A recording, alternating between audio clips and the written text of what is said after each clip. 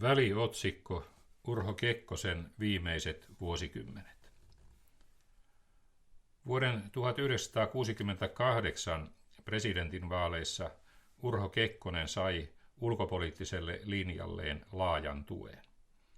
Hän oli kuitenkin ärtynyt Matti Virkkusen ja erityisesti Veikko Vennamon kampanjointiin. Vaalien jälkeen hän ilmoitti, ettei aio olla enää presidenttiehdokkaana. Epäilemättä hän tarkoitti, mitä sanoi. Kyösti Skyttä kirjoitti 1960-luvun lopulla kaksiosaisen teoksen Presidentin muotokuva. Se perustui useisiin Kekkosen ja kirjoittajan välisiin keskusteluihin. Presidentin adjutanttina tuolloin toiminut Esa Seppänen on kertonut, että presidentti oli lukenut käsikirjoituksen ja ollut siihen tyytyväinen. Viimeisen haastattelun Skyttä teki vuoden 1970 eduskuntavaalien ja Karjalaisen hallituksen muodostamisen jälkeen. Hän kertoo kysyneensä Kekkosen suhtautumista siihen, että tätä pyydettäisiin vielä kerran presidenttiehdokkaaksi. Suoraa ja lopullista vastausta hän ei saanut. Kekkonen oli sanonut, että ei hän sitä koskaan tiedä, onko hän elossakaan. Hän oli puhunut pitkään väsymyksestään kaunaan ja parjauksiin ja puhjennut sitten puhumaan hieman yllättäen nuorisosta. Lainaus. Tämä vuosikymmen on ollut helpompi, kun SDP:n johto luopui minun parjaamisestani. Mutta negatiivinen propaganda oli jättänyt niin syvät jäljet, että se ilmeni esimerkiksi sosiaalidemokraattisen työväen passiivisena osallistumisena presidentin vaaleihin. Kyllä se vihamielinen propaganda on masentanut. Monesti on tuntenut saaneensa enemmän kuin tarpeeksi.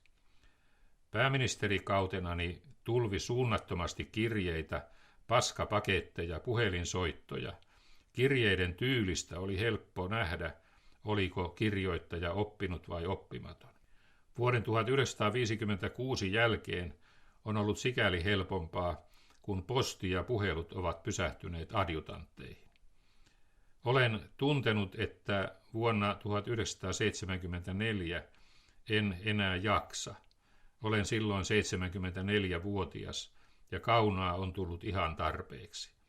Tuntuu, että kerta kaikkiaan ei enää jaksa. Sitä paitsi sukupolvien välinen juopa on kasvanut niin suureksi, että presidentin pitää olla nuorempi. Minä olen voimieni mukaan yrittänyt seurata nuorten edesottamuksia ja ymmärtää niitä, ja olen siinä mielestäni usein onnistunutkin, mutta nuoriso ei ymmärrä minua. Lainaus päättyi. Skyttä kommentoi, että hänen kysymyksensä jäi siis auki. Hän kirjoitti, että vastauksen avain onkin itse asiassa puolueiden hallussa. Näinhän se oli. Puolueet halusivat hänen jatkavan. Kekkosen vastauksissa huomio kiintyy erityisesti kahteen seikkaan. Ensiksi hän ei ollut pyrkimässä jatkokaudelle. Samoihin aikoihin hän teki käytännön järjestelyjä eläkepäiviään varten. Toiseksi vuonna 1970 hän ei sulkenut, toisin kuin vuonna 1968, pois ehdokkuuttaan seuraavissa vaaleissa. Ehdottoman kielteinen lopullinen kanta syntyi myöhemmin. Vuoden 1968 presidentinvaalien jälkeen Mauno Koivisto nousi Rafael Paasion sijaan pääministeriksi. Valtiovarainministerin paikan peri Eino Raunio. Maatalousministeriksi Nestori Kaasalaisen tilalle kutsuttiin Martti Miettunen, joka oli jo ehtinyt jättää politiikan ja siirtyä Lapin läänin maaherraksi. Johannes Virolainen tuli opetusministeriksi. Ulkoministerinä jatkoi Ahti Karjalainen. Ulkopolitiikassa koettiin sekä myönteistä että kielteistä. Suomi liittyi vuonna 1969 taloudellisen yhteistyön ja kehityksen järjestön OECD:n jäseneksi. Olimme osallistuneet järjestön työryhmien toimintaan, mutta jäsenyyden kautta saatoimme saada siitä enemmän hyötyä. Suomen puolueettomuuskuva vahvistui.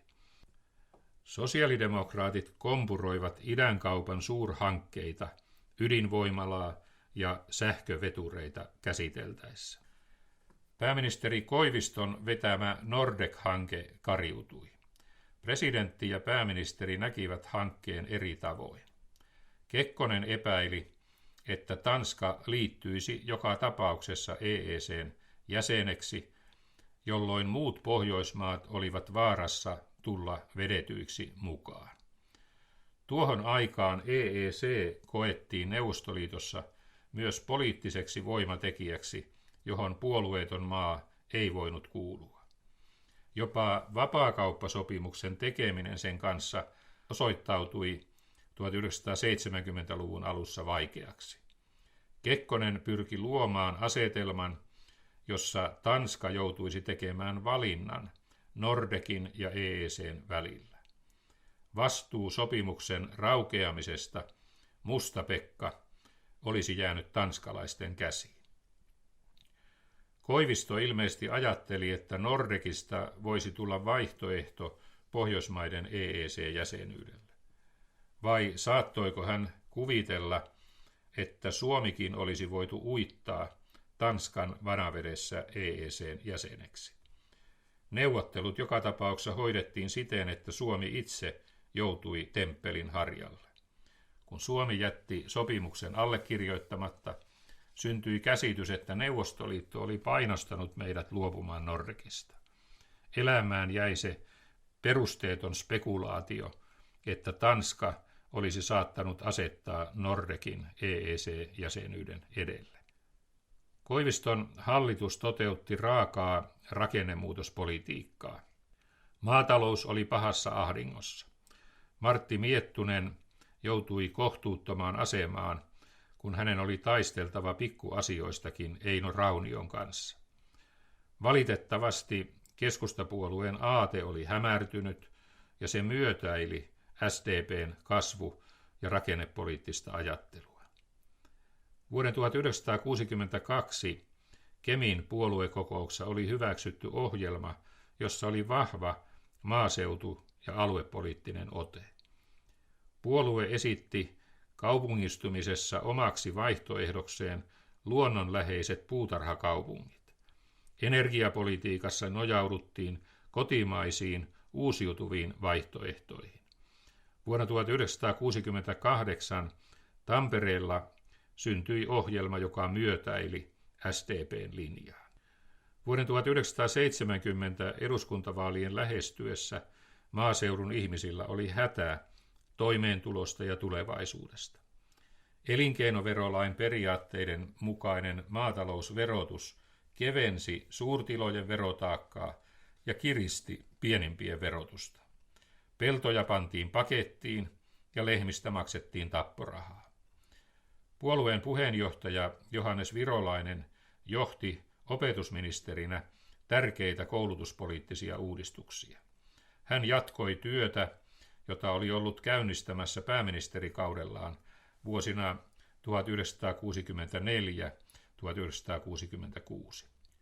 Keskustalla ja vasemmistolla oli samankaltaiset tavoitteet sekä sosiaalisesti että alueellisesti tasa-arvoisen koulutusjärjestelmän luomiseksi. Uudistuksella luotiin perusta niille oppimistuloksille, jotka ovat viime vuosina herättäneet myös laajaa kansainvälistä huomiota. Peruskoulujärjestelmä toteutettiin kokoomuksen vastarinnasta huolimatta. Hallitus jatkoi korkeakoululaitoksen alueellista hajauttamista. Se oli aloitettu Maalaisliiton johdolla jo 1950-luvun lopulla, kun Oulun yliopisto perustettiin. Virolaisen hallitus oli valmistellut ja ajanut läpi lainsäädännön, jolla korkeakoululaitosta voimakkaasti hajautettiin. Opetusministerinä Virolainen jatkoi tarmokkaasti työtä maakuntakorkeakoulujen kehittämiseksi. Ne edistivät koulutuksellista tasa-arvoa ja muodostuivat oman alueensa kehityksen vetureiksi.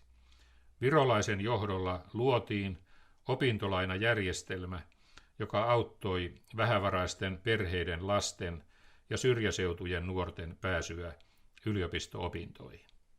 Korkeakoulupolitiikka koitui myös puolueen vahingoksi. Virolainen ajoi opetusministerinä radikaalia korkeakoulujen hallinnon uudistamista.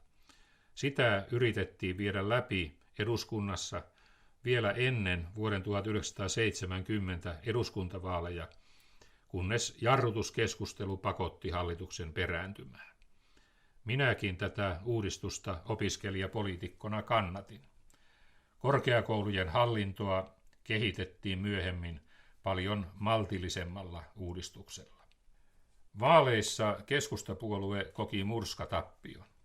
Eduskuntapaikkojen määrä putosi 50–36. Suurin voittaja oli Veikko Vennamon johtama Suomen maaseudun puolue SMP, joka sai 18 kansanedustajaa. Pohjaa voitolleen Vennamo oli luonut vuoden 1968 presidentinvaaleissa. Populistisen SMP:n nousu vaikutti ratkaisevasti maan poliittiseen elämään. Keskustan putoaminen keskisuureksi puolueeksi heikensi sen asemia erityisesti sosiaalidemokraatteihin nähden. Keskustapuolue joutui kamppailemaan olemassaolostaan. Kaiken aikaa oli tarjolla vaara, että se alkaisi vajota pienpuolueiden sarjaan. Menetystä kompensoitiin tiivistämällä keskiryhmien yhteistyötä ja solmimalla vaaliliittoja. SMP:n paineessa keskustapuolue joutui palaamaan juurilleen, mikä hidasti lupaavasti alkanutta kasvua yleispuolueeksi. Toisaalta tällä tavoin luotiin pohjaa uudelle nousulle. Nuorten parissa käytiin syvälle luotaavaa aatteellista keskustelua. Nuoret yhdistivät toisiinsa vihreän aallon ja alkiolaisen ihmisyysaatteen mukaiset henkiset ja yhteisölliset arvot.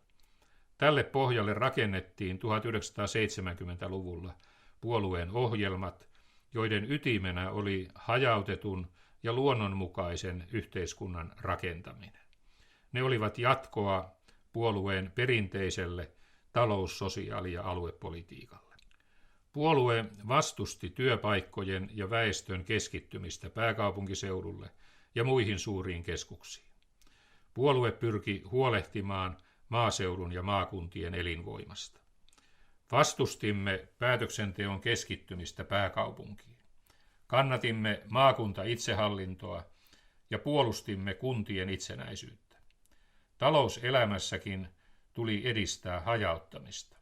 Korostimme osuustoimintayrittäjyyden merkitystä ja pyrimme edistämään pienyritystoimintaa. Perhepolitiikalla oli suuri merkitys uusissa linjauksissa. Kotihoidon tuella pyrittiin antamaan perheille valinnan vapaus lasten päivähoidossa. Sosiaalipolitiikassa puolustettiin puolueen parhaimpia perinteitä noudattaen pienituloisille tärkeää perusturvaa. Tämän ohjelman avulla puolue nousi 1980-luvulla uudelleen suurten puolueiden joukkoon, mutta sitä ennen elettiin koettelemusten aikaa. Kun enemmistöhallitusta ei voitu vuoden 1970 eduskuntavaalien jälkeen saada ilman keskustapuoluetta aikaan, se nousi tappiostaan huolimatta johtavaksi hallituspuolueeksi. Voidakseen säilyttää puolueen puheenjohtajuuden, Johannes Virolainen joutui nojautumaan Ahti Karjalaisen tukeen. Karjalainen nousi puolestaan Virolaisen tuella pääministeriksi ja sai oman miehensä Mikko Immosen puoluesihteeriksi. Virolainen jäi hallituksen ulkopuolelle. Poliittisen hallituksen muodostaminen oli pitkällinen prosessi. Aluksi nimitettiin Teuvo Auran johtama virkamieshallitus, johon ulkoministeriksi nousi suureksi yllätykseksi eduskuntapaikkansa juuri menettänyt Väinö Leskinen. Kekkonen halusi palkita miehen, joka oli ryhtynyt johdattelemaan sosiaalidemokraatteja oikealle ulkopoliittiselle linjalle ja vahvistaa tätä suuntausta edelleen. Leskinen jatkoi ulkoministerinä myös Karjalaisen hallituksessa. Seurasin pääministerin sihteerinä hyvin läheltä Ahti Karjalaisen työtä. Hän johti hallitustaan jämäkästi. Myöhemmin esiin tulleet alkoholiongelmat eivät hänen työtään silloin vielä haitanneet. Karjalaisen johtama hallitus ryhtyi korjaamaan maatalouspolitiikassa tehtyjä virheitä ja tehostamaan aluepolitiikkaa. Maatalousverotusta korjattiin. Kehitysaluerahasto perustettiin. Jaloterästehdas päätettiin rakentaa Tornioon, vaikka Outokummun johto ajoi sitä jääräpäisesti Poriin. Päätös oli oikea. Kromikaivos oli vieressä ja alueella oli runsaasti hyvää työvoimaa. Rintamaveteraanien eläkejärjestelmä saatettiin alulle. Ulkopolitiikassa elettiin aktiivista kautta. Vapaakauppaneuvotteluja EEC:n kanssa valmisteltiin ja toiminta Euroopan turvallisuus- ja yhteistyökonferenssin aikaansaamiseksi käynnistettiin. Niin sanotun Saksan paketin yhteydessä syntyi ongelmia, kun ulkoministeri puhui juovuksissa sivu suunsa ja hanke pääsi vuotamaan julkisuuteen. Väinö Leskisellä oli värikkäällä urallaan vakavia alkoholiongelmia. Vuonna 1948 hänet tuomittiin vankeuteen rattijuopumuksesta ja 1960 törkeästä rattijuopumuksesta. Ulkoministerinä hän joutui antamaan Kekkosen kassakaappiin valmiiksi allekirjoitetun eroanomuksensa siltä varalta, että alkoholiongelmat johtaisivat uusiin törmäilyihin. Keväällä 1971 pääministeri Karjalainen teki virallisen vierailun Neuvostoliittoon. Sen yhteydessä allekirjoitettiin tärkeitä sopimuksia. Mukana oli edustava joukko yritysmaailman johtajia.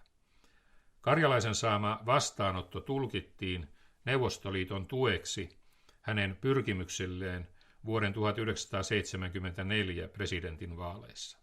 Neuvottelut Karjalainen hoiti mallikkaasti. Vuoden 1971 lopulla hallitus kaatui maataloustulon ratkaisusta nousseeseen kiistaan. Tässä yhdistyivät Kalevi Sorsan ja Johannes Virolaisen edut. Virolainen uskoi, että paluu Aitovierille olisi vahvistanut puolueen luottamusta ja palauttanut sille SMP:n suuntaan siirtyneiden kannatusta. Sorsa pyrki puolestaan nostamaan sosiaalidemokraatit hallituspolitiikan johtoon. Molempien mielessä taisi olla ehdokkuus Kekkosen seuraajaksi. Kekkosellekin Karjalaisen hallituksen kaatuminen ja hajotusvaalit sopivat hyvin. Syksyllä 1971 poliittisissa piireissä oli virinnyt keskustelua Kekkosen presidenttikauden jatkumisesta. Ajatus oli alkanut kiinnostaa häntä itseäänkin. Vuoden 1972 vaaleissa Virolainen pettyi. Maaseudulla luottamus osittain palautui, mutta kaupungeissa koettiin menetyksiä. Keskusta menetti 1 paikan lisää, SMP säilytti asemansa. Kalevi Sorsa onnistui paremmin. Puolue menestyi vaaleissa. Ensin Sorsasta tuli Rafael Paasion johtaman vähemmistöhallituksen ulkoministeri ja sen jälkeen enemmistöhallituksen pääministeri. Virolainen nousi kuitenkin Sorsan hallituksen valtiovarainministeriksi. Karjalaiselta tuli jälleen ulkoministeri. Kun Kalevi Sorsan ensimmäistä hallitusta muodostettiin, olin ehdolla opetusministerin tehtävään. Olin tosin vasta toisen kauden kansanedustaja, mutta toiminut runsaan vuoden ajan myös pääministerin sihteerinä. Olin nuori, mutta Ulf Sundqvist oli tullut edellisen hallituksen opetusministeriksi suunnilleen samanikäisenä. En tullut valituksi. Eduskuntaryhmän äänestyksessä taktikoitiin. Kumpikaan tohtori ei tukenut valintaani. Myöhemmin sääntöjä muutettiin siten, että ministerit valitaan eduskuntaryhmän ja puoluehallituksen yhteiskokouksessa. Sorsan hallituksen muodostaminen jatkoi vuonna 1966 alkanutta ja vuoteen 1987 ulottunutta sosiaalidemokraattien valtakautta maan hallituspolitiikan johdossa. Sen keskeyttivät vain lyhytaikaisiksi jääneet Ahti Karjalaisen ja Martti Miettusen johtamat hallitukset. Vuoden 1987 jälkeenkin SDP:llä on ollut vahva asema maan johdossa. Vuonna 1987 muodostetussa Harri Holkerin hallituksessa SDP:llä oli määräävä asema. Kalevi Sorsa johti yhdessä Mauno Koiviston kanssa ulkopolitiikkaa. Talouspolitiikasta vastasi valtiovarainministeri Erkki Liikanen, mutta siihenkin Koivistolla oli tiukka ote. Esko Ahon johtaman keskustan ja kokoomuksen yhteishallituksen kaudellakin Koivisto piti talouspolitiikan nyörejä käsissään ja hän ratkaisi myös EU-jäsenyyden kohtalon. Paavo Lipposen johtamien hallitusten toimikaudella vuosina 1995-2003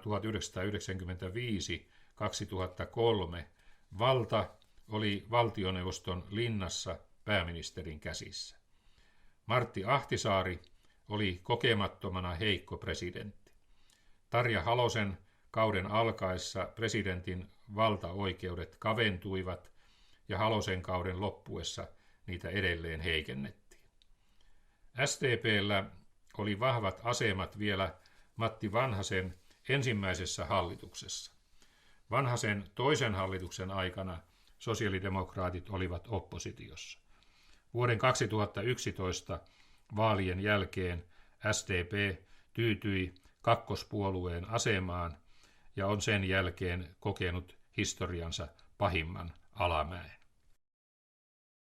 Kun en tullut ministeriksi Sorsan ensimmäiseen hallitukseen, saatoin keskittyä aatteelliseen ja ohjelmatyöhön. Eduskunnan talviloman aikana 1974 kirjoitin teoksen On muutoksen aika. Markku Kuisma toteaa, että poliittisesti välttämätön sodan jälkeinen asutustoiminta vahvisti tilapäisesti elinkeinorakenteen maatalousvaltaisuutta ja patosi muutosvoimia, jotka sitten purkautuivat 1960-luvulla Suomen historian ehkä rajuimpana rakennemuutoksena. Elin tuon rakennemuutoksen keskellä. Lappi menetti nopeasti tuntuvan osan väestään Etelä-Suomeen ja Ruotsiin. Ruuhka-Suomeen rakennettiin kovalla kiireellä kivikyliä, kerrostalolähiöitä. Lähdin politiikkaan vaikuttaakseni kotiseutuni hyväksi. Olin opiskellut aluepolitiikkaa. Olin nähnyt sisältä päin, kuinka hallituksen ja eduskunnan päätökset vaikuttivat maan alueelliseen kehitykseen. On muutoksen aika teoksessa arvostelin rajusti sosiaalidemokraattien 1960-luvun lopulla toteuttamaa kasvu- ja rakennemuutospolitiikkaa. Moitteita sai myös keskustapuolue, joka oli aatteellisen linjansa hämärtymisen vuoksi myötäillyt SDP:n linjaa. Keskustassa pelättiin sosialismia, kun tosiasiassa SDP:n johdolla harjoitettiin oikeistolaista politiikkaa. Arvostelin voimakkaasti sitä kolmikantayhteistyön kautta syntynyttä korporatiivista voimaryhmittymää, jolla SDP sai SAK:n avulla myös työnantajat tukemaan omaa politiikkaansa. Kolmikannassa syntyneet sopimukset ajettiin eduskunnassa läpi väellä ja voimalla. Toivoin tuottajajärjestö MTK:n vahvistuvan ja esitin selkeää työnjakoa sen ja puolueen välillä. MTK:n piti hoitaa edunvalvonta, puolueen keskittyä maatalouspolitiikkaan. Esitin laskelmia siitä, että harjoitettu talouspolitiikka ei loppujen lopuksi ollut edes taloudellisesti järkevää. Pahinta oli kuitenkin se, että ihmiset joutuivat rajun rakennemuutoksen keskellä kohtuuttomasti kärsimään. Kirjoitin keskustapuolueen historiasta ja aatteesta. Esitin vaihtoehdon SDP:n keskittävälle ja eriarvoisuutta lisäävälle politiikalle. Keskustan tuli kehittää tasa-arvoista, luonnonmukaista ja hajautettua yhteiskuntaa. Puolueen piti turvata maaseudun ja maakuntien elinvoima, ja sen tuli vastustaa työpaikkojen ja väestön keskittymistä suuriin keskuksiin. Myös hallinnon tuli olla hajautettua, ja päätökset tuli tehdä mahdollisimman lähellä ihmisiä. Talouselämässä tuli pienyrityksillä ja osuustoiminnalla olla mahdollisimman vahva asema. Keskustan tuli rakentaa hajautettua, desentralistista talous- ja yhteiskuntajärjestelmää. Puolueen tuli toteuttaa Santeri Alkion ja Urho Kekkosen testamenttia ja muistaa köyhän asia, eli puolustaa pienituloisten ja vähävaraisten ihmisten etuja. Oli huolehdittava kaikkien ihmisten perusturvasta. Kirjoitin siitä, että pari vuotta aikaisemmin ilmestynyt Rooman klubin raportti Kasvun rajat tuki voimakkaasti perinteistä keskustalaista arvomaailmaa ja siihen perustuvia tavoitteita. Materialismin ylivalta oli murrettava. Oli rakennettava yhteiskuntaa, jossa otetaan painavasti huomioon myös henkiset ja yhteisölliset arvot. Oli todellakin muutoksen aika. Markku Kuisma ei omassa kirjassaan tarkemmin käsittele 1960-luvun lopun talouspolitiikkaa, mutta hän kirjoittaa Suomen kiihdyttäneen moderniin teollisuus- ja palveluyhteiskuntaan vuosikymmeniä myöhemmin kuin edistyneimmät länsimaat. Kuisma jatkoi, lainaus. Siksi suomalainen modernisaatioharppaus oli myös tavanomaista kiihkeämpi ja jurompi. Kaupunkien kupeeseen kohonneet betoniset asuinlähiöt täyttyivät autioituvan maaseudun työttömästä väestä, jonka sopeutuminen uudenlaisiin oloihin ja arvoihin ei ollut aina kivutonta. Suomi valloitti eurooppalaisia kärkisijoja itsemurhien, väkivaltarikollisuuden, liikennekuolemien ja viinanhuuruisen häiriökäyttäytymisen yleisyydessä. Lainaus päättyi. Oma käsitykseni on, että rakennemuutoksen kielteiset seuraukset olisivat olleet paljon lievemmät, jos rakennemuutosta olisi pikemminkin hillitty kuin kiihdytetty, ja jos tehokkaalla aluepolitiikalla olisi luotu mahdollisimman paljon työpaikkoja maakuntiin. Kansantaloudellisestikin lopputulos olisi ollut parempi. Keväällä 1975 Urho Kekkonen hajotti eduskunnan ja määräsi toimeenpantaviksi ennenaikaiset eduskuntavaalit. Sorsan hallituksen tilalle hän nimitti Keijo Liinamaan johtaman virkamieshallituksen, jonka ulkoministeriksi tuli Olavi J. Mattila. Tämä on historiankirjoituksessa tulkittu näpäytykseksi Sorsan hallituksen ulkoministerinä toimineelle Ahti Karjalaiselle, joka joutui näin sivuun Etykin huippukokouksen järjestelyistä ja isännyydestä. Viime vuosina julkisuuteen on tullut tietoja, joiden mukaan hallitusvaihdoksen syynä olisikin ollut Yhdysvaltain kielteinen suhtautuminen Kalevi Sorsaan, jolla katsottiin olleen epäilyttävän läheinen yhteistyösuhde NKP:n kanssa. Väitteen mukaan Yhdysvaltain hallitus olisi ilmoittanut, ettei se lähettäisi edustajiaan Helsingin huippukokoukseen, jos Sorsa toimisi pääministerinä. Jukka Tarkka selostaa kirjassaan nämä väitteet. Hän ei usko niihin, mutta ei myöskään sulje kokonaan pois niiden todenperäisyyttä. Syitä taisi olla monia. Yksi keskeisistä oli Sorsan hallituksen epäonnistuminen talouspolitiikan hoitamisessa.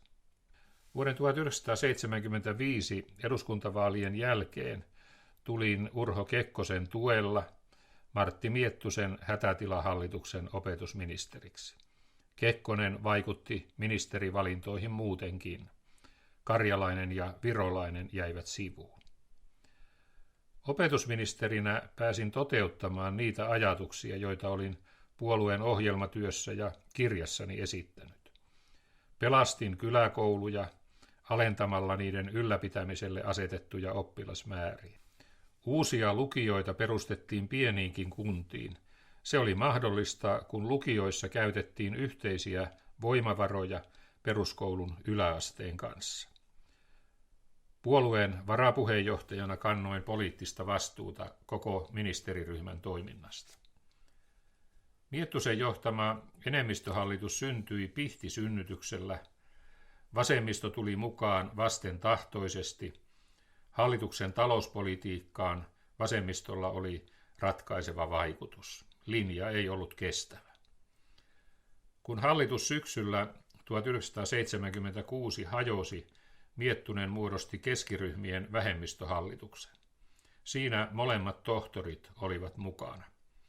Virolaisesta tuli maa- ja metsätalousministeri, karjalaisesta pääministerin sijainen ja kansliaministeri. Siirryin omasta toivomuksestani työvoimaministeriksi. Halusin perehtyä talous- ja työllisyyspolitiikkaan. Työllisyyden hoidossa kehittelin uusia taloudellisesti kestäviä toimenpiteitä. Yrityksille muun muassa ryhdyttiin maksamaan suhdannepoliittisia lainoja ja avustuksia. Teollisuuden kanssa solmittiin sopimus vapaaehtoisesta sijainninohjausjärjestelmästä, jonka avulla työpaikkojen keskittymistä pääkaupunkiseudulle pyrittiin hillitsemään. Miettusen vähemmistöhallitus sai kokoomuksen ja kristillisten tuella aikaan budjetin vuodelle 1977. Se osoitti sosiaalidemokraateille, etteivät he ole hallituspolitiikassa korvaamattomia. Oppositiokausi tervehdytti SDP:n talouspoliittista ajattelua. Se alkoi ymmärtää, että talouspolitiikalla oli parannettava yritysten toimintaedellytyksiä. Toisaalta sillä oli edelleen ajatuksia laajentaa julkista sektoria ja valtiollista yritystoimintaa. Keväällä 1977 syntyi Kalevi Sorsan johtama elvytyshallitus, jonka valtiovarainministeriksi tuli SDP:n Paul Paavela. Johannes Virolainen sai maa- ja metsätalousministerin salkun. Minut Kekkonen nimitti ulkoasiainministeriksi. Tehtäviini kuului myös ulkomaankauppapolitiikka. Heti hallituksen nimittämisen jälkeen matkustin presidentti Kekkosen mukana Moskovaan. Valtiovierailun yhteydessä allekirjoitettiin maiden välinen pitkän aikavälin ohjelma talous- ja kauppasuhteiden kehittämiseksi. Kekkonen halusi allekirjoittaa juhlallisessa seremoniassa sopimuksen itse, vaikka se ei ollut Suomen perustuslain mukaan mahdollista. Ongelma ratkaistiin siten, että presidentti antoi minulle valtuuden sopimuksen allekirjoittamiseen. Virallinen allekirjoitus tapahtui ilman julkisuutta Suomen suurlähetystön pienessä sivuhuoneessa. Neuvostoliiton puolelta sen vahvisti nimikirjoituksellaan ulkomaankauppaministeri N.S. Patolitsev. Suurlähetystön lounaalla Urho Kekkonen tasoitti tietäni kehumalla pääministeri Aleksei Kosyyginille koulumenestystäni. Hän toi esiin myös kotiolojani, minun luokkataustani, kun oli poliittisesti sopiva, olin lappilaisen pienviljelijän poika. Kun tuli puhe nuoruudestani, olin vasta 30-vuotias. Kosygin muistutti olleensa samanikäisenä jo Leningradin miljoonakaupungin kaupunginjohtaja. Suomen 60. itsenäisyyspäivää vietettiin arvokkaasti. Juhlaan osallistui arvovaltaisia vieraita, ennen muuta muista Pohjoismaista ja Neuvostoliitosta. Olin yhdessä Urho Kekkosen ja Kalevi Sorsan kanssa vastaanottamassa vieraita ja hoitamassa isännyyttä. Lasse Lehtinen kommentoi väitöskirjassaan nimitystäni ulkoministeriksi toteamalla, että kun presidentti Kekkonen ei halunnut Keijo Korhosen jälkeen ulkoministeriksi Ahti Karjalaista, hän sitaateissa taikoi hatustaan nimen, josta oli tuleva vuosien vastus SDP:lle, Paavo Väyrynen. Lainaus kiinni. Sosiaalidemokraatit pelkäsivät ulkoministerinimitykseni jälkeen, että minusta tulisi heille hankala kilpailija. Ahti Karjalaisen ura oli saatu katkaistuksi. Virolaista he eivät kokeneet vakavaksi kilpailijaksi, eivät ainakaan tulevia presidentinvaaleja ajatellen. Uhka kasvoi, kun nousin kesällä 1980 keskustapuolueen puheenjohtajaksi. Jo 1970-luvun lopulla jouduin sosiaalidemokraattisen tiedotusmafian hampaisiin. Vuoden 1981 alusta lähtien otteet kovenivat. Iloon yhtyivät myös muut kuin sosiaalidemokraattisen aatteen ja valtapolitiikan elähdyttämät toimittajat. Syntyi myös aivan uutta journalismia. Tamminiemen pesänjakajia edelsi kummitäti. Janne Virkkunen kertoo muistelmissaan Päivälehden mies, että he olivat kokeneet Helsingin Sanomien politiikan toimituksessa jollakin ehkä hieman selittämättömällä tavalla, että he tiesivät enemmän kuin saattoivat Hesarin palstoilla kertoa. Virkkunen kertoo, että parhaat kummitätipakinat kirjoitti Arno Laitinen, jolla oli sitaateissa pitkälle kehittynyt taito yhdistää faktaa ja fiktiota, ja tätä taitoaan hän on myöhemminkin onnistuneesti soveltanut käytäntöön. Lainaus päättyi. Viimeiseksi jääneen kummitädin kirjoitti Virkkusen mukaan Arno. Sitaatti. Tuossa pakinassa hän ennakoi politiikan tulevia koukeroita ja Paavo Väyrysen suunnitelmia kaataa Johannes Virolainen, tehdä ensin Ahti Karjalaista presidentti ja sitten itsestään Karjalaisen jälkeen. Lainaus päättyi. Pakinassa kerrottiin, että olin kutsunut kummitädin kotiini Pohjoisrantaan yölliselle vierailulle, jonka yhteydessä olin kertonut aikeistani. Tiesin jutun sisällön ja tyylin perusteella, että sen oli kirjoittanut aivan kotini lähellä Liisankadulla asunut Arno Laitinen. Hän tiesi, millainen näkymä ikkunoistamme avautui. Virkkunen väittää, ettei hän tiedä, miksi palstanpito loppui tähän pakinaan, kuin olisi vedetty giljotiinin narusta. Hän arvelee, että oli ollut kysymys ulkopuolisesta painostuksesta. Tässä hän on oikeassa. Puhuin asiasta päätoimittaja Heikki Tikkasen kanssa.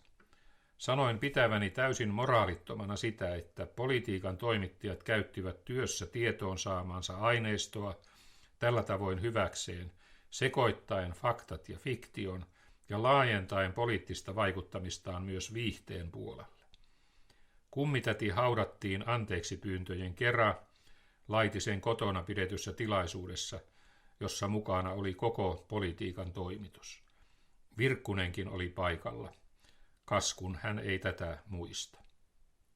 Vielä pahempaa oli kuitenkin tulossa. Sama porukka kirjoitti Tamminiemen pesänjakajat, joka oli vielä räikeämpi moraalinen riman alitus. Virkkunen ja muut mukana olleet toimittajat ylpeilevät vieläkin tekosillaan ja kerskuvat luoneensa aivan uutta journalismia. Niin he totisesti tekivät. Tarkoitus pyhitti keinot. 1970, 1980 ja 1990-luvuilla ihmisten mieleen iskostui julkisuuden kautta kuva vallanhimoisesta Väyrysestä, joka pyrki keinoja kaihtamatta kamppaamaan kilpailevia poliitikkoja ja kaatamaan hallituksia. Olin lisäksi kiistämällä sanomisiani väyrystellyt tiedotusvälineissä, nostanut perusteettomasti kansanedustajan päivärahoja, nipistellyt lentoemäntiä, vaarantanut lentoliikenteen puhumalla kännykkään, käyttänyt holtittomasti alkoholia ja syyllistynyt maanpetokseen. Myöhemmin nämä väitteet on yksi toisensa jälkeen osoitettu myös julkisuudessa pääosin tai kokonaan vääriksi. Joukkotiedotusvälineiden uutiskynnystä oikea tieto ei ole kuitenkaan ylittänyt. Lasse Lehtinen kuvaa vielä viime vuonna kirjoittamassaan sitaateissa elämäkertakirjassa minut vallanhimoiseksi peluriksi, suomalaisen politiikan Ahmed Ahneeksi, joka on keinoja kaihtamatta pyrkinyt kalifiksi kalifin paikalle. Lehtinen oikoo kirjassaan muutamia vääriä väitteitä, mutta samalla hän pyrki ja pääsi julkisuuteen keksimällä uusia perättömiä juttuja. Vallanhimoiseksi ja itsekkääksi pyrkyryksi minut leimaa myös Hannu Lehtilä auktorisoidussa elämäkertateoksessa Politiikan myrskyissä Seppo Kääriäinen. Suomen linjasta käydyssä suuntataistelussa Lehtilä on antanut kaiken tukensa Mauno Koivistolle. Hän oli TV-toimittajana avainasemassa, kun huhtikuussa 1981 ryhdyttiin luomaan kuvaa Koivistosta Urho Kekkosen haastajana. Tavan takaa Lehtilä on antanut TV-toimittajana Koivistolle mahdollisuuden harhauttaa ihmisiä kauhisteluillaan vuoden 1987 kassakaappisopimuksesta. Pahempaa kuin henkilöpolitikointi oli kuitenkin se, että joukkoviestinnästä tuli etenkin 1980- ja 1990-luvuilla tehokas poliittinen toimija, aktori. Kansaa aivopestiin. Media jopa ohjasi politiikan tapahtumia. Vuonna 1981 media Helsingin Sanomien johdolla maalasi kuvan pahasta keskustapuolueesta, joka häikäilemättömästi kaatoi Mauno Koiviston hallitusta. Samalla asialla oli myös SDP:n johto, muttei saanut julkisuutta. Janne Virkkunen kehtaa vielä muistelmissaan puolustella toimintaansa. Hän kirjoittaa, että keskustan edustajat ruokkivat meitä ajatuksella, että Kalevi Sorsa oli kaatamassa hallitusta. Kiintoisaa on hänen mielestään se, että yksikään johtava sosiaalidemokraatti ei ole eritellyt puolueen sisäisiä mielialoja tuolta ajalta. Virkkunen mainitsee kuitenkin löytäneensä Urho Kekkosen vuonna 2004 julkaistusta päiväkirjasta helmikuulta 1981 merkinnän, joka osoittaa, että Sorsa oli ollut mukana kaatamassa Koiviston hallitusta. Sorsan ja Koiviston välisestä valtataistelusta tuli runsaasti tietoa myös julkisuuteen. Uudessa Suomessa esimerkiksi julkaistiin 5.4.1981 Tuomas Keskisen tekemä Kalevi Sorsan haastattelu, jossa hän selvin sanoin ennakoi Koiviston hallituksen kaatumista ja oli jo muodostamassa uutta punamultaa. Haastattelu ilmeisesti laukaisi lopullisesti liikkeelle Koiviston seuraavana päivänä aloittaman puolustustaistelun. Eikö Janne Virkkunen mukaan lukenut Sorsan haastattelua? Hänellä oli siihen aikaan hyvin tiiviit yhteydet puolueeseen. Virkkunen ja muut demaritoimittajat tiesivät totuuden, mutta eivät halunneet siitä kansalle kertoa. Edelleen jälkiä peitellään. Holkerin hallituksen muodostamisesta keväällä 1987 tuli Helsingin Sanomien johdolla julkisuuteen vain yksi totuus. Kansalle ei kerrottu, että Mauno Koivisto osti Harri Holkerilta itselleen jatkokauden. Kansa ei saanut tietää, kuinka Koivisto ja Holkeri tekivät väkivaltaa kansanvallalle ja parlamentarismille. Tapahtumien konna oli keskustan puheenjohtaja, joka oli tehnyt kassakaappisopimuksen hallitusyhteistyöstä kokoomuksen ja RKP:n puheenjohtajien kanssa. Lehdistö ei toiminut vallan vahtikoirana, vaan löi niitä, joita oli väärin kohdeltu.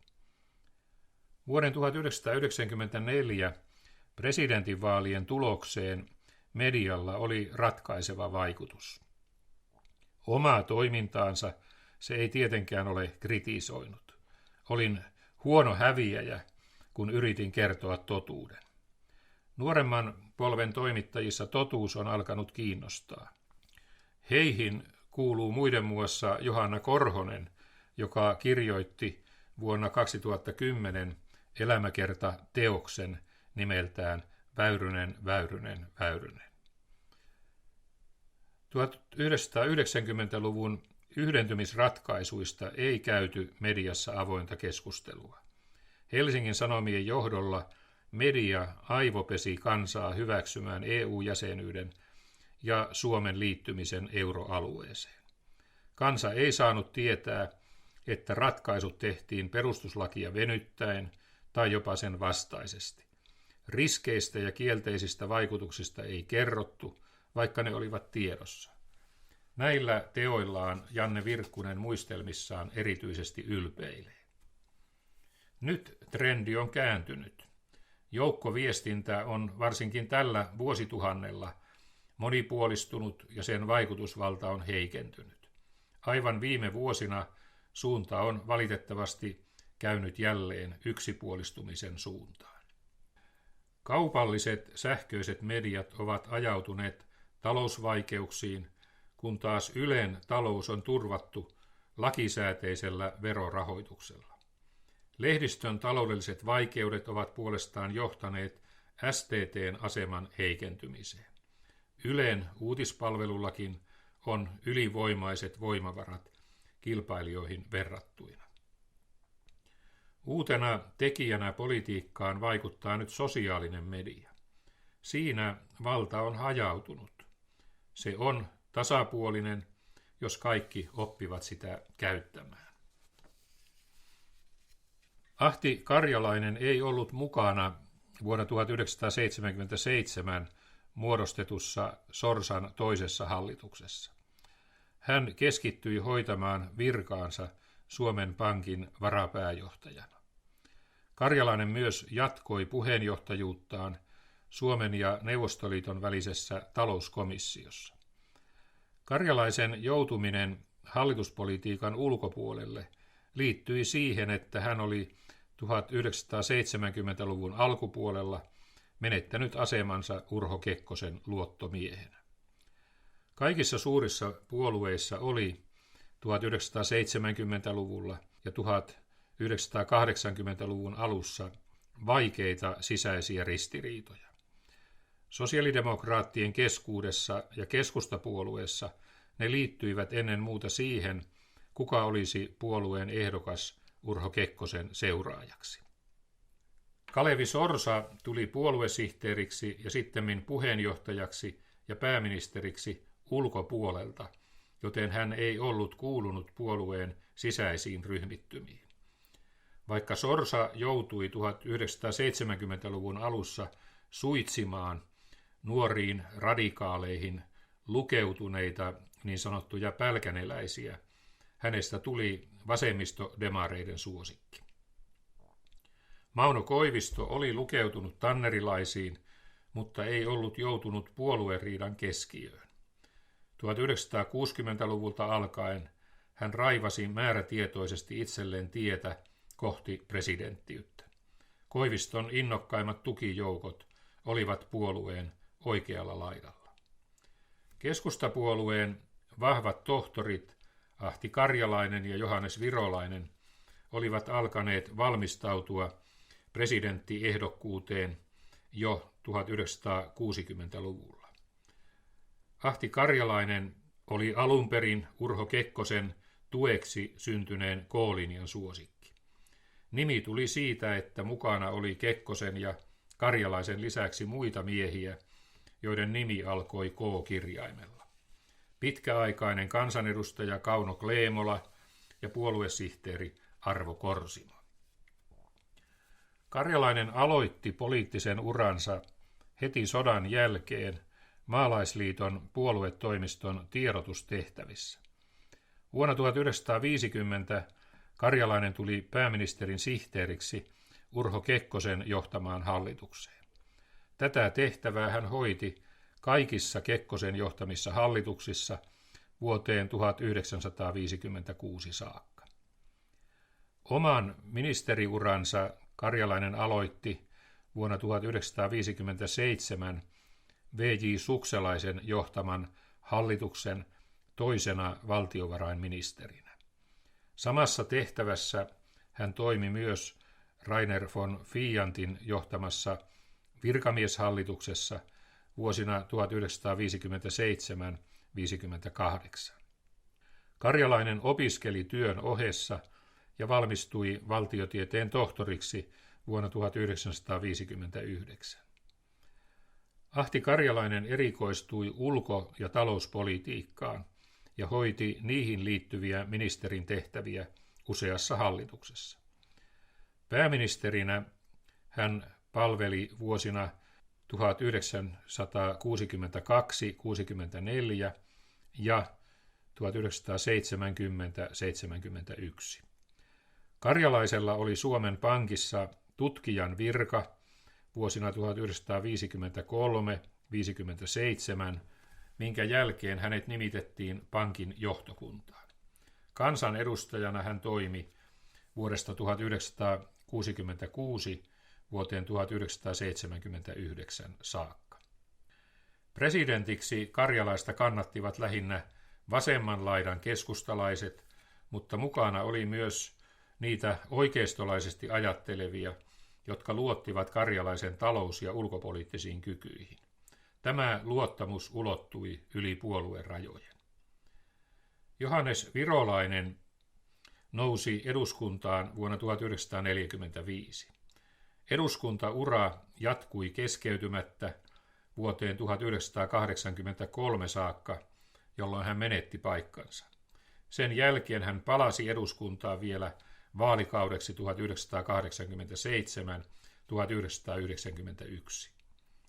Virolainen toimi keskeisissä puoluetehtävissä: Maaseudun nuorten liiton puheenjohtajana, Maalaisliiton varapuheenjohtajana ja lopulta puheenjohtajana vuodesta 1964 vuoteen 1980 saakka. Hän oli maatalouden ammattilainen. Maa- ja metsätaloustieteen tohtoriksi hän väitteli jo ennen sotia. Johannes Virolainen oli mukana kaikissa Urho Kekkosen johtamissa hallituksissa. Hänestä tuli Suomen pitkäaikaisin ministeri. Pääministerin tehtävää Virolainen hoiti vuosina 1964–1966. Valtioneuvostossa hänen uransa päättyi vasta vuonna 1979. Ministerin tehtävien päätyttyä Virolainen toimi 4 vuoden ajan eduskunnan puhemiehenä. Siltä paikalta hän valmistautui tavoittelemaan presidenttiehdokkuutta. Johannes Virolainen tukeutui puolueen oikeistosiipeen. Hän oli ollut heti sotien jälkeen puolueen uudistajien kärjessä, mutta ajautunut vähitellen vanhoillisten keulakuvaksi. Vuonna 1949 Virolainen kirjoitti teoksen Maaseutuhenkinen elämän katsomus lähinnä aineistoksi puolueen ja juuri perustetun nuorisojärjestön koulutustoimintaan. Muiden muassa Ahti Karjalainen ja Martti Miettunen olivat kommentoineet käsikirjoitusta ja tehneet siihen omia korjausehdotuksiaan. Virolainen tukeutui kirjassaan saksalais-sveitsiläiseen taloustieteilijään ja historioitsijaan Wilhelm Röpkeen, joka oli ollut mukana valmistelemassa Saksan sodan jälkeisen hallituksen talouspolitiikkaa. Röpke oli julkaissut vuonna 1944 teoksen, joka oli ilmestynyt vuonna 1947 suomeksi nimellä Ihmisten valtio. Röpken tapaan Virolainen teki eron markkinatalouden ja kapitalismin välillä. Kapitalismi oli markkinatalouden rappeutunut muoto. Hän hahmotteli Maalaisliitolle ohjelmaa 3. tien vaihtoehdoksi kapitalismille ja kollektiiviselle sosialismille. Toinen Virolaisen ulkomainen esikuva oli amerikkalainen Arthur E. Morgan, joka oli 1930-luvulla johtanut Tennessee Valley Authorityn puitteissa toteutettua aluesuunnittelua. Hänen ajatuksensa maaseutuelämän terveellisyydestä ja sen merkityksestä koko kansakunnan elinvoimalle innoittivat Virolaista esittämään radikaaleja aluepoliittisia näkemyksiä. Morgan oli esitellyt ajatuksiaan Helsingissä kansantaloudellisen yhdistyksen tilaisuudessa vuonna 1947 pitämässään esitelmässä. Virolainen nojautui teoksessaan myös Santeri Alkioon. Hän ei kuitenkaan paneutunut alkiolaiseen arvomaailmaan, jonka ytimessä on materialismin, porvarillisen ansaitsemishalun kritiikki. Tätä osoittaa sekin, että kirjaan lainatussa alkiolaisen ihmisyysaatteen kiteytyksessä on kiusallinen virhe. Se on kirjoitettu muotoon, lainaus, ihmisyyden hengitystarve ja sen edellytykset on pantava kaiken yhteiskunnallisen ja valtiollisen uudistuksen pohjaksi. Lainaus päättyi. On ymmärrettävää, että alkiolainen arvomaailma jäi sotien jälkeisten jälleenrakennusvuosien aatteellisessa keskustelussa taka-alalle. Tämä johti osaltaan siihen, että puolueella oli heikot edellytykset tarjota aatteellista vaihtoehtoa sosiaalidemokraattien 1960-luvulla käynnistämälle materialistisiin arvoihin nojautuneelle kasvu- ja rakennemuutospolitiikalle.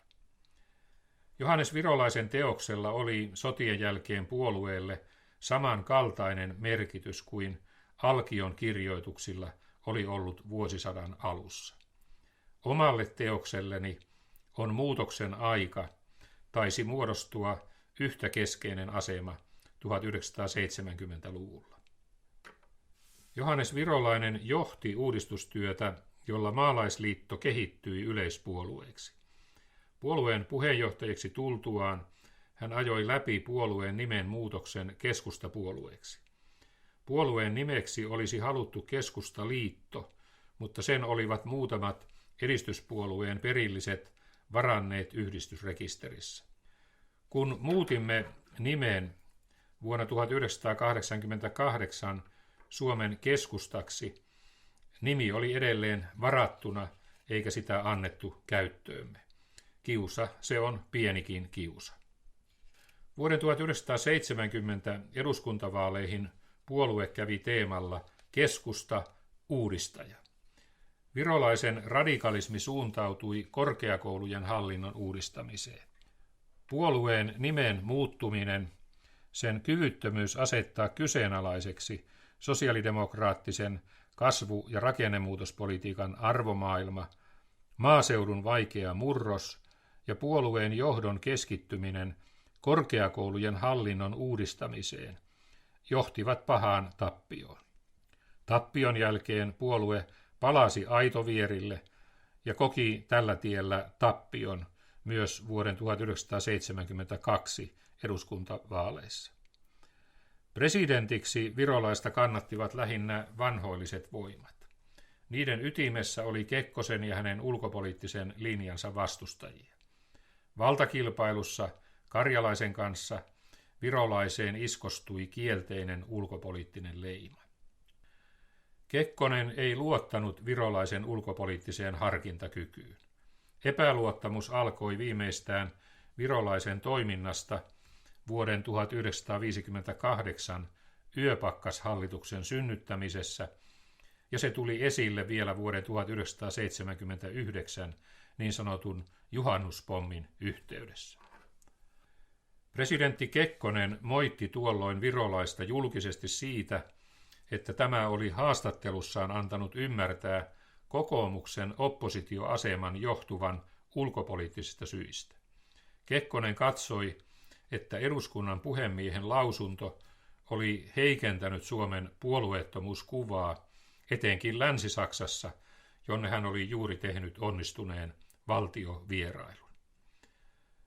Tohtoreiden valtataistelu heijastui myös keskustapuolueen puheenjohtajan vaihdokseen vuoden 1980 Turun puoluekokouksessa. Johannes Virolainen halusi jatkaa puheenjohtajana voidakseen pyrkiä siltä paikalta presidentiksi. Hän pyrki käymään kauppaa puheenjohtajuudesta ainakin Heikki Haaviston kanssa. Virolainen pyysi Haavistoa kannattamaan julkisesti jatkoa puheenjohtajakaudelleen ja lupasi tukea tätä seuraajakseen. Haavisto vastusti minun valintaani omia kanaviaan käyttäen, mutta ei ottanut julkista kantaa. Pettymys purkautui katkerana kirjoituksena maaseudun tulevaisuuteen. Minun valintaani tukeneen ydinjoukon muodostivat aatteen innoittamat nuoret. Siinä olivat mukana myös Kekkoselle uskollisimmat K-linjan edustajat, joita presidentti oli itse paimentanut. Karjalainen lähipiireineen jurnutti vastaan. Hän halusi kyllä Virolaisen kaatuvan, mutta ei tukenut minun valintaani. Hävittyään puheenjohtajaehdokkaasta käydyn väännön Karjalainen yritti estää minun suosikkini Seppo Kääriäisen valinnan puoluesihteeriksi. Tässäkin hän koki tappion.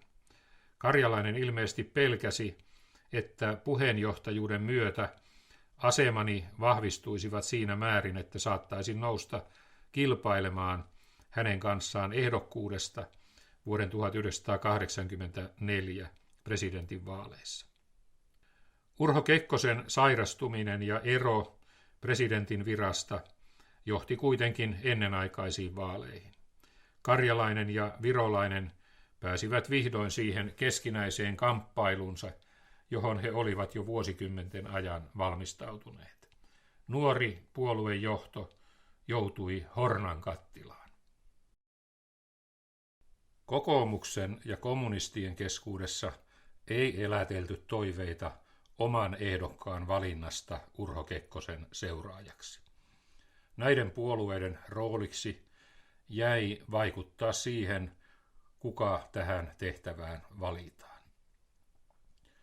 Kommunistit jakautuivat kahtia. Jakautumiseen vaikuttivat sekä sisä- että ulkopoliittiset syyt. Enemmistön pitivät hallussaan ne, jotka irtaantuivat tiukasta aatteellisuudesta ja ottivat etäisyyttä Neuvostoliiton kommunistiseen puolueeseen. Vähemmistöön jäivät tiukan linjan kommunistit, jotka tukeutuivat NKP:hen ja ottivat siltä ohjeensa. Enemmistö lähentyi sosiaalidemokraatteja. Sen piirissä presidentiksi kaavailtiin Kalevi Sorsaa, mutta lopulta Mauno Koivistokin kelpasi. Vähemmistö kannatti Ahti Karjalaista. Kokoomuksessa ulkopoliittisesta linjasta taisteltiin. Lähellä elinkeinoelämää olleet kokoomuslaiset olivat Päiviö Hetemäen johdolla tulleet vähitellen Kekkosen kannattajiksi. Vuoden 1968 vaaleissa puolueen ehdokkaaksi tuli kuitenkin Kekkosen ja hänen linjansa vastustaja Matti Virkkunen. Tämä ratkaisu löi puolueeseen kielteisen leiman. Sen edustajat olivat olleet mukana Karjalaisen ja Virolaisen johtamissa hallituksissa. Nyt tie näytti nousevan pystyyn. Kokoomus uudisti johtoaan, joka alkoi luoda luottamusta puolueen ulkopoliittiseen linjaan. Se kannatti poikkeuslakia vuonna 1974 ja tuki Kekkosen valintaa vuoden 1978 presidentin vaaleissa. Miksi kokoomus ei päässyt hallitukseen vuonna 1979, vaikka se oli tukenut poikkeuslakia, kannattanut Kekkosta jatkokaudelle ja saanut suuren vaalivoiton? Tämä johtui siitä, ettei ollut mahdollista muodostaa toimintakykyistä hallitusta, jossa kokoomus olisi voinut olla mukana. Kysymys oli siis sisäisistä eikä yleisistä syistä, kuten Virolainen oli väittänyt. NKP:n edustajat kyllä vastustivat kokoomuksen tuloa hallitukseen. Se saattoi pieneltä osalta vaikuttaa siihen, että SDP vielä tuossa vaiheessa torjui yhteistyön kokoomuksen kanssa. Syyt olivat kuitenkin ensisijassa aatteellisia ja sisäpoliittisia. Tarjolla oli SDP:lle mieluisa kansanrintamahallitus. NKP:n kanta vaikutti Kekkoseenkin, joka oli hyvin ärtynyt, kun yritimme saada mukaan edes kokoomuslaisia talouselämän edustajia. Kun otimme Eino Uusitalon kanssa asian puheeksi, hän suutahti ja uhkaili erollaan. Ilmeisesti NKP halusi pitää kokoomuskorttia kädessään, voidakseen käyttää sitä Urho Kekkosen seuraajaa valittaessa. Tämä kävi ilmi keväällä ja kesällä 1981, jolloin NKP:n edustajat olivat valmiit hyväksymään keskustajohtoisen hallituksen, jossa kokoomus olisi ollut mukana. Sorsan kanssa oli ilmeisesti keskusteltu siitä, että viimeistään välivaiheen jälkeen olisi palattu punamultahallitukseen, jossa hänellä olisi ollut johtava asema. Sorsa oli joka tapauksessa kaatamassa Koiviston hallitusta. Keskustapuolueen tilanne oli vaikea. Johannes Virolaisella oli ylivoimainen kannatus puolueen presidenttiehdokkaaksi, mutta hänellä ei ollut mitään mahdollisuutta tulla valituksi. Ahti Karjalaisella oli oman puolueen lisäksi kannatusta sekä oikealla että vasemmalla. Elinkeinoelämän keskuudesta hän sai vahvaa tukea. Karjalaisen ongelma oli, että hänen henkinen kestokykynsä oli 1970-luvun rajuissa valtataisteluissa musertunut ja hän oli alkoholisoitunut. Ikuinen ehdokkuus Kekkosen seuraajaksi kävi hänelle raskaaksi. Sosiaalidemokraatit ja omat puoluetoverit yhdistivät voimansa Karjalaisen kuningastien katkaisemiseksi. Menestyksellisesti toiminut Karjalaisen toinen hallitus kaadettiin. Sitten Kekkosen kautta jatkettiin poikkeuslailla, johon kylläkin oli painavat ulko- ja kauppapoliittiset perusteet. Heti poikkeuslain säätämisen jälkeen sosiaalidemokraatit riensivät pyytämään Kekkosta ehdokkaakseen vuoden 1978 presidentinvaaleissa. He olivat avoimesti kertoneet, että heidän nimenomaisena tarkoituksenaan oli estää Karjalaisen valinta. Odottavan aika kävi pitkäksi. Eniten Karjalaista rasitti suhteiden katkeaminen Kekkoseen. Ahdingossaan hän teki virheitä, jotka johtivat luottamuksen murenemiseen, mutta ratkaiseva merkitys oli sillä, että kilpailijat kylvivät myrkkyä presidentin mieleen. Kesäkuussa 1981 Karjalainen lähti Harri Holkerin saattamana tämän järjestämään kuntoutukseen ja raitistui. Elokuun alussa Kekkosen suhtautuminen Karjalaiseen oli muuttunut. Siihen saakka hän oli kieltänyt minua ottamasta kantaa presidenttiehdokkaaseen. Nyt hän kehotti tukemaan Karjalaisen ehdokkuutta. Karjalaisen raittiutta Kekkonen kommentoi sanomalla, että se taisi tulla liian myöhään.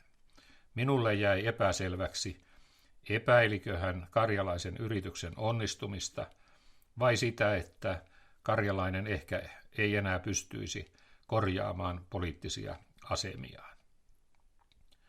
Keskustan johdolla ei ollut muuta mahdollisuutta kuin tukea Karjalaisen valintaa, vaikka tiesimme hänen häviävän puoluekokouksen ehdokasäänestyksen.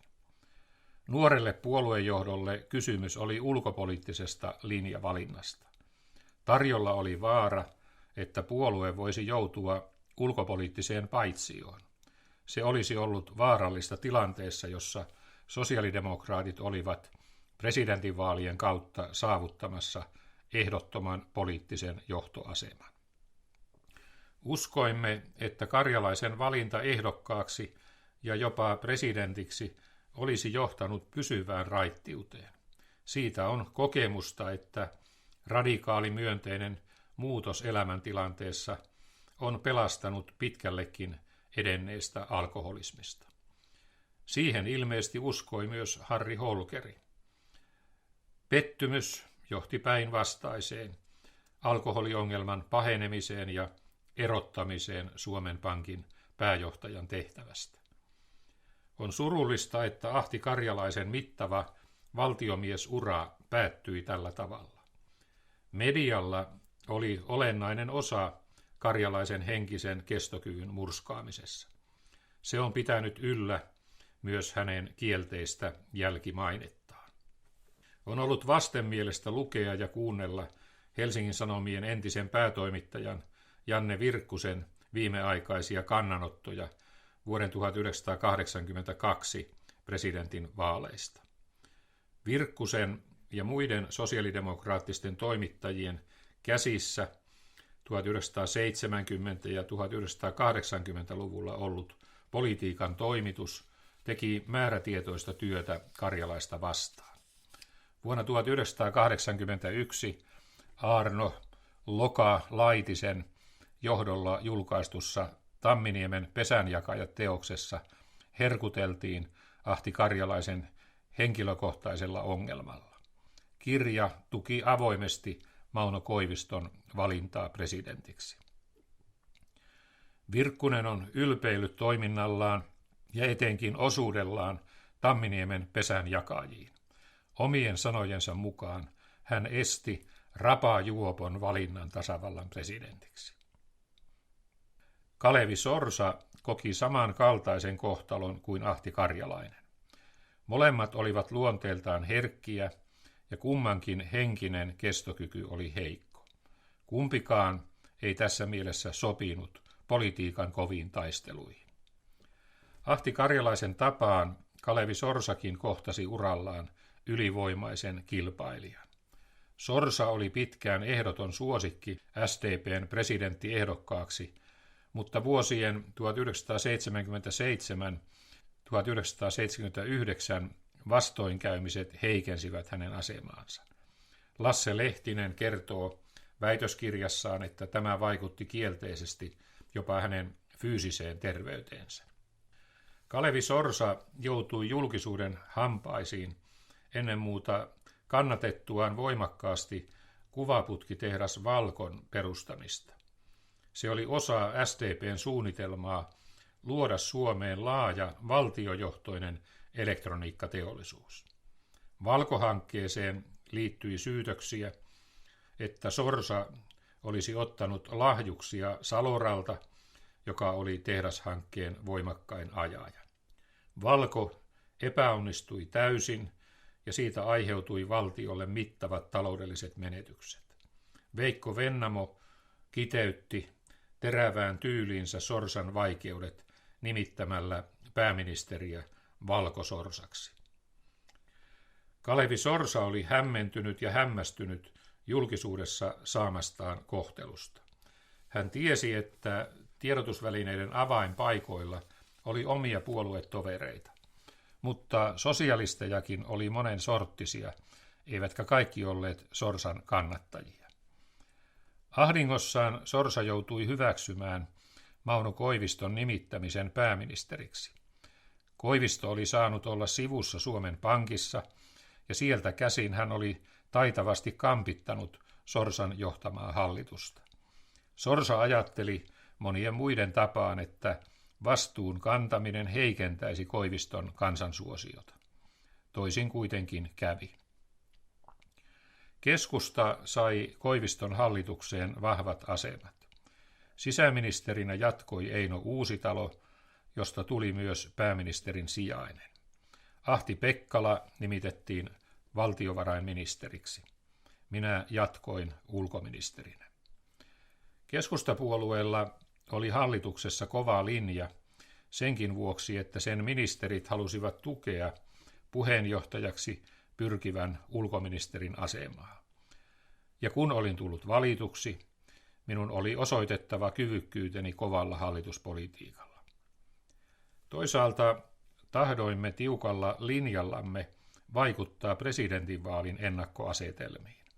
Ajattelimme, että voisimme tällä tavoin synnyttää tilanteen, jossa pääministeri Koiviston kansansuosio heikkenisi ja presidentinvaalien lähtökohdat tasoittuisivat. Niin ei kuitenkaan käynyt. Koivisto kykeni jatkuvasti kävelemään puheenjohtaja Kalevi Sorsan johdolla tehtyjen puoluepäätösten yli, eikä häntä tästä juuri ääneen puolueen piirissä arvosteltu. Jos arvosteltiin, se kääntyi hänen edukseen yleisessä mielipiteessä. Koivisto ei ottanut hallituksestaan kovin suurta vastuuta. Hän oli hallituksen puheenjohtaja, joka jousti kaikkiin suuntiin, pitäen tärkeimpänä hallituksen koossa pysymistä. Hän pyrki välttämään sekaantumista kiistoihin, hän antoi poliitikkojen riidellä. Vuoden 1981 alkukuukausina tyytymättömyys hallituksen toimintaan alkoi selvästi lisääntyä. Päätökset siirtyivät, tuloksia ei saatu aikaan. Hallitus oli alkanut käydä toimintakyvyttömäksi. Myös valtapoliittiset laskelmat alkoivat muuttua. Kun Koiviston hallitus muodostettiin, monet uskoivat, että poliittinen vastuu heikentäisi pääministerin kansansuosiota edessä olevia presidentinvaaleja ajatellen. Toisin kuitenkin kävi. Koiviston kansansuosio jatkoi kasvuaan. Niinpä yksi ja toinen alkoi laskeskella, ettei hallituksen vaihtuminen olisi mitenkään huono asia, vallankin kun hallituksen toimintakyky oli heikentynyt. Näin kulki Urho Kekkosenkin ajatus. Mitä pidempään hallitus jatkoi työtään, sitä useammin Kekkonen esitti kriittisiä ajatuksia sekä hallituksesta että pääministeristä. Kekkoselle Koiviston nimittäminen oli ollut vastentahtoinen ratkaisu. Hänkin oli olettanut, että toimiminen päivän politiikassa murentaisi Koiviston kansansuosiota. Avainasemassa oli Kalevi Sorsa. Sosiaalidemokraattien piirissä oli kasvavaa tyytymättömyyttä hallitusta ja Mauno Koivistoa kohtaan. Tammi-helmikuun vaihteessa Sorsa oli kypsynyt siihen ajatukseen, että hallitusta olisi vaihdettava. Kommunistit kiristivät linjaansa. Maaliskuun alussa syntyneeseen tulopoliittiseen kokonaisratkaisuun liittyi lainsäädännöllisiä muutoksia, joita SKDL ehdottomasti vastusti. SDP joutui ottamaan kantaa siihen, voidaanko SKDL:lle antaa eri vapaus äänestää niitä vastaan. Keskustan tilanne oli helppo. Hallituksen ongelmat johtuivat hallituspuolueiden sisäisistä ja keskinäisistä ristiriidoista. Keskusta vain kiirehti ratkaisuja ja vaati yksimielisyyttä. Hallituksen kaatuminen vahvistaisi keskustan asemia seuraavia presidentinvaaleja ajatellen. Huhtikuun alussa 1981 puhkesi avoin kriisi. Syntyi tulkinta, että presidentti Urho Kekkonen yritti kaataa Mauno Koiviston johtaman hallituksen ja epäonnistui. Unto Hämäläinen kirjoitti Mauno Koiviston 90-vuotispäivänä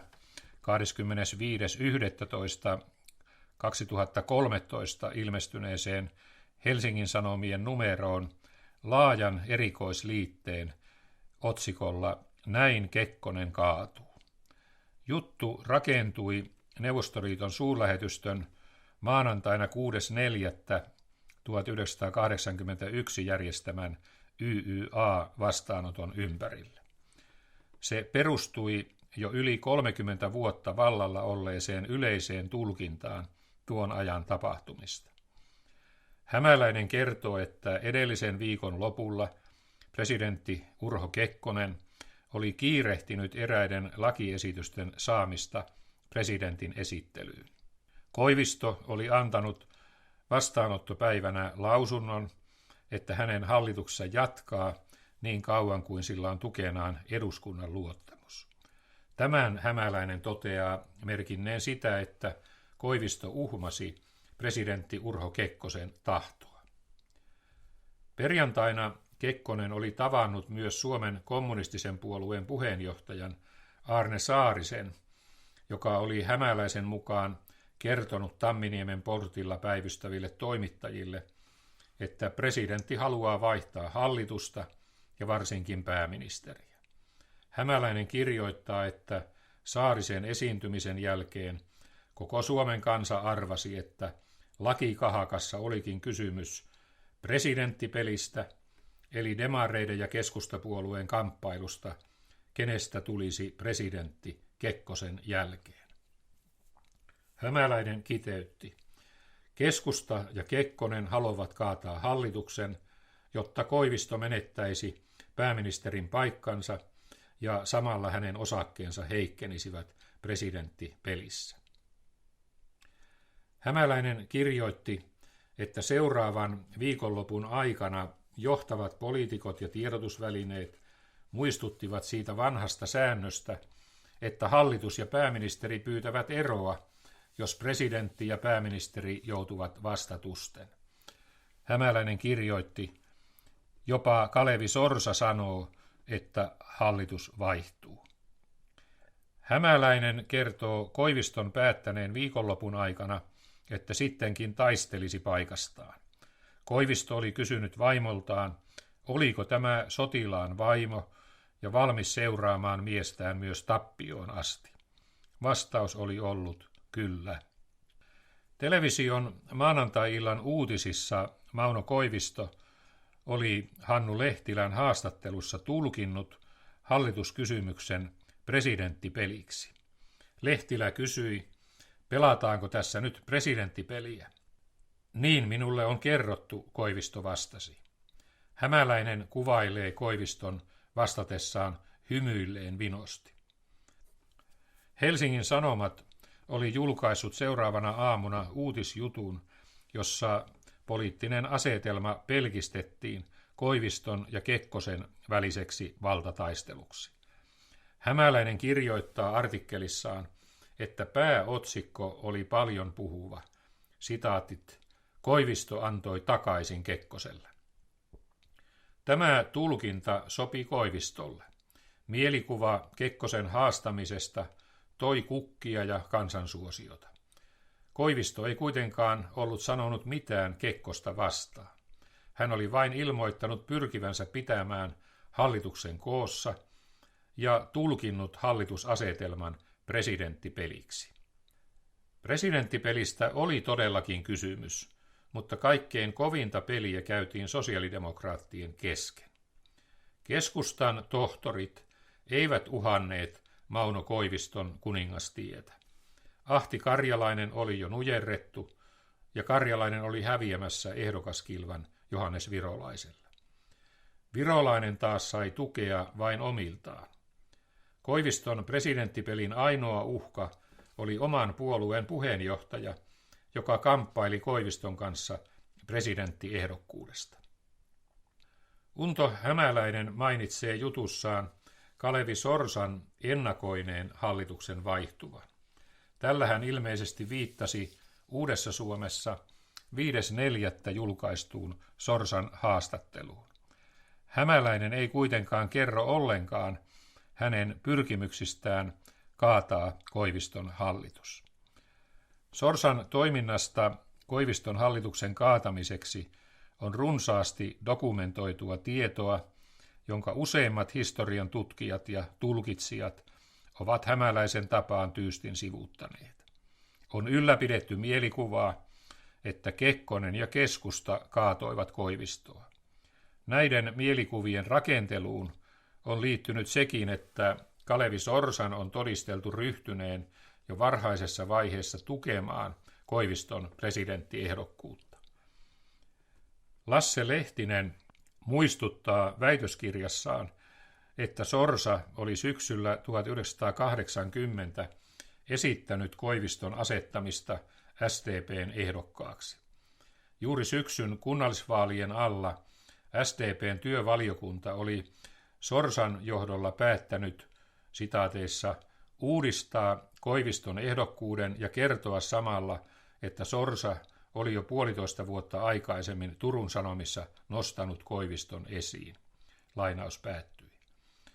Puolueen päääänenkannattaja vahvisti, että SDP:n ehdokas on mitä suurimmalla todennäköisyydellä Mauno Koivisto. Lehtinen paljastaa yhden puoluejohdon esiletulon motiiveista. Sitaatit.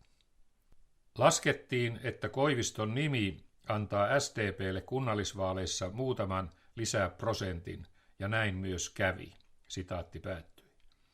Toinen motiivi käy ilmi Koiviston reaktiosta. Lehtinen kertoo Koiviston raivostuneen siitä, että hänet ilmoitettiin ehdokkaaksi lupaa kysymättä. Lehtinen arvioi, että Koivisto pelkäsi Kekkosen ja Tehtaankadun reaktioita. Koivisto ymmärsi, että Sorsa joukkoineen pyrki ulostulollaan vaikeuttamaan hänen asemaansa ja pyrkimystään puolueen presidenttiehdokkaaksi. Alkuvuodesta 1981 Kalevi Sorsa ryhtyi yhdessä keskustapuolueen johdon kanssa kaatamaan Koiviston hallitusta. Sorsan mielessä oli punamultahallitus, jossa hänellä itsellään olisi ollut johtava asema. Mielessä olivat myös lähestyvät presidentinvaalit. Sorsan asemat näyttivät vahvoilta. Kommunistit ja NKP tukivat voimakkaasti hänen ehdokkuuttaan. Olen muistelmakirjassani On totuuden aika 1 kertonut, että keskustelin 1. helmikuuta 1981 ensimmäisen kerran Kalevi Sorsan kanssa siitä, että pyrkisimme yhdessä aikaansaamaan hallituksen vaihdoksen.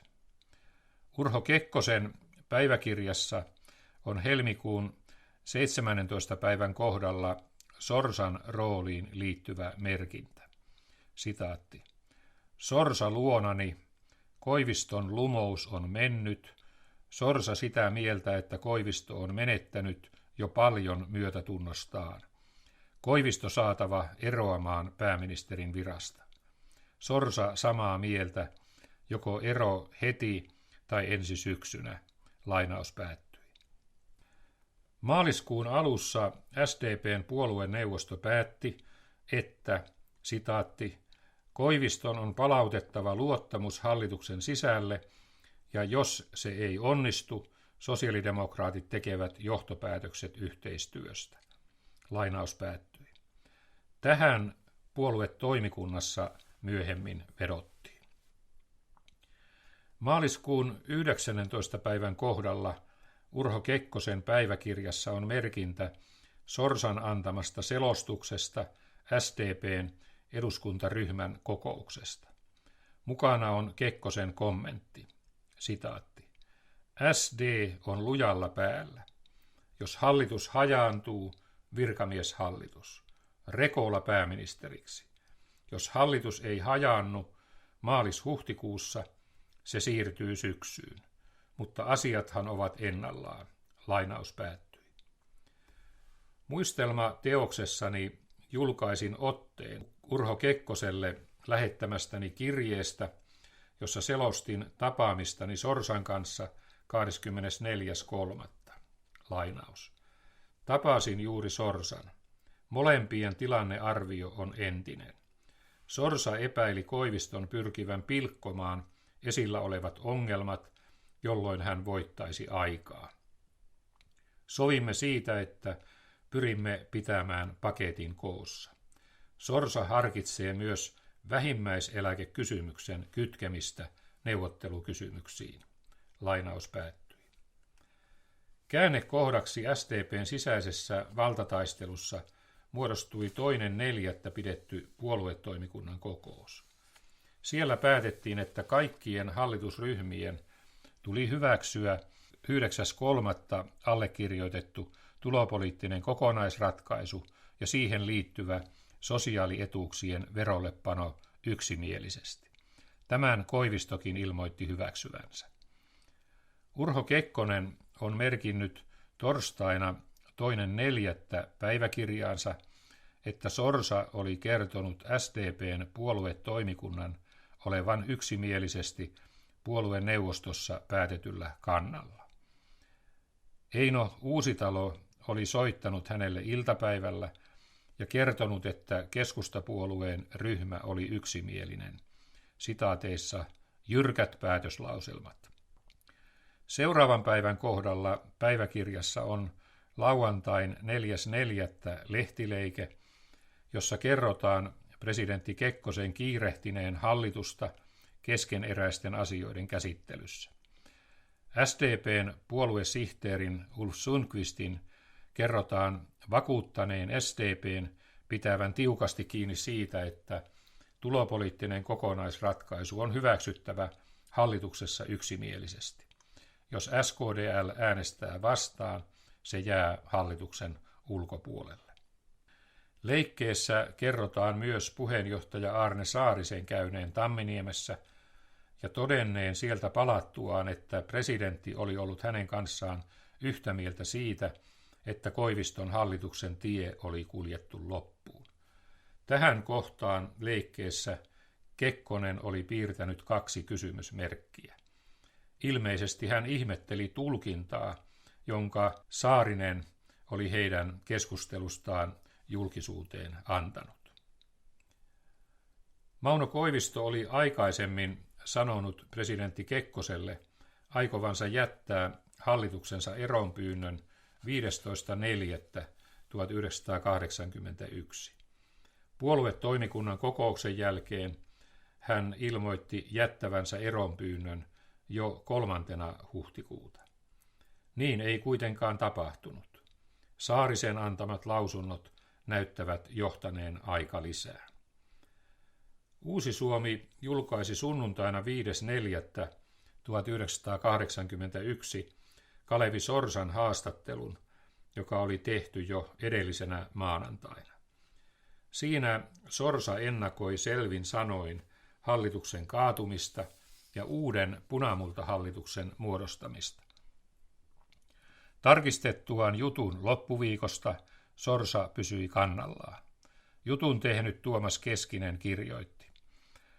Sitaatti. Sorsan maanantainen linja piti yhä. Hän ei nähnyt hallituksella olevan mahdollisuuksia selvitä erimielisyyksistään kommunistien kannan vuoksi. Mutta hän antoi hallitukselle mahdollisuuden yrittää vielä kerran. Puolue ei nytkään asettanut aikarajoja. Seuraavana päivänä Mauno Koivisto ryhtyi julkiseen taisteluun hallituksensa puolesta. Hänen 6.4. antamansa televisiohaastattelu on Unto Hämäläisen tapaan yleisesti tulkittu siten, että hän ryhtyi uhmaamaan Urho Kekkosta. On kuitenkin ilmeistä, että Mauno Koivisto ei reagoinut niinkään Saarisen esittämään tulkintaan Kekkosen pyrkimyksistä kuin nimenomaan edellisenä päivänä julkaistuun Kalevi Sorsan haastatteluun. Sunnuntain haastattelussaan Kalevi Sorsa oli osoittanut julkisesti, että hän oli määrätietoisesti kaatamassa hallitusta. Tämä näyttää viikonlopun aikana kypsyttäneen Koiviston julkiseen puolustustaisteluun. Koivisto siirsi kiistat eduskuntaan ja käveli jälleen Sorsan yli. Puolueen johto ei voinut estää sitä, että pääministeri toimi sen tekemien tiukkojen päätösten vastaisesti. Kriisi ei siis ratkennut pääministerin, tasavallan presidentin ja eduskunnan välisen perustuslaillisen vastakkainasettelun, vaan SDP:n sisäisen valtataistelun kautta. Koivisto käytti pääministerin asemaansa oman puolueensa johtoa vastaan. Myös SKDL:n piirissä käytiin keväällä 1981 sisäistä valtataistelua. Puolueessa valtaa pitäneet kommunistit olivat aktiivisesti mukana kaatamassa Koiviston hallitusta. SKDL oli tehnyt omat tiukat päätöksensä hallituksessa esillä olleista asiakysymyksistä. Tähän liittyivät myös SKP:n puheenjohtajan Arne Saarisen toiminta ja lausunnot huhtikuun alkupäivinä. Kommunistit ja NKP olivat presidenttipelissä ja Mauno Koiviston kanssa käydyssä valtataistelussa selkeästi Kalevi Sorsan kannalla. Sorsa nojautui omassa toiminnassaan siihen, että SKDL:n tiukka linja pitää.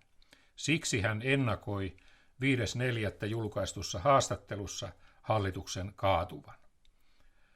Koivisto sai kuitenkin kulttuuriministerinä toimineesta SKDL:n puheenjohtajasta Kalevi Kivistöstä liittolaisen, jonka avulla hän sai estetyksi hallituksen hajoamisen. Kivistö ei ollut SKP:n jäsen, Hän oli vasemmistososialisti. Hän suostui siihen, että puolueen vastustamat lakiesitykset viedään eduskuntaan sillä puheella, että niiden sisällöstä vielä eduskunnassa neuvotellaan. SKDL:n sisällä ratkaistiin siis osaltaan Suomen siirtyminen Kekkosen linjalta SDP:n oikeiston edustamalle linjalle. Kevään yrityksen epäonnistuttua jatkoin yhteydenpitoani Kalevi Sorsan kanssa. Tapasimme 9.6.1981 heti SDP:n puoluekokouksen jälkeen. Totesimme, että hallituksen seuraava koetinkivi on budjettiesityksen laatiminen vuodelle 1982.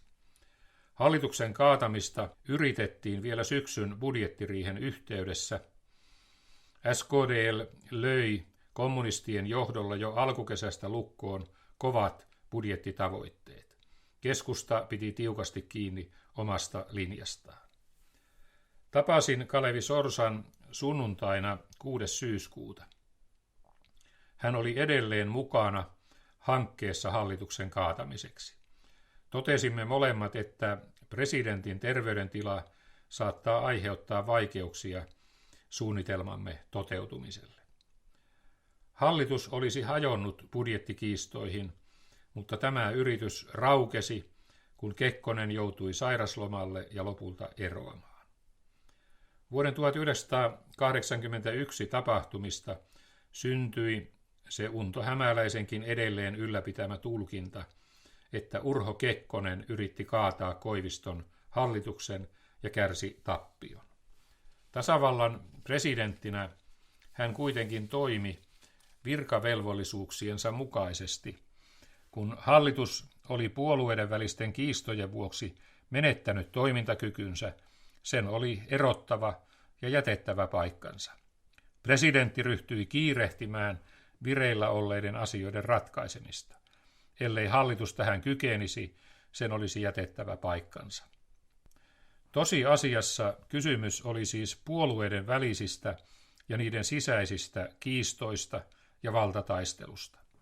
Niiden ytimessä oli Kalevi Sorsan ja Mauno Koiviston kamppailu Suomen johtajuudesta.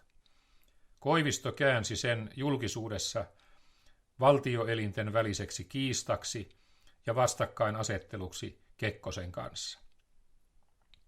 Samalla kaatuivat Sorsan johdolla tehdyt SDP:n tiukat puoluepäätökset.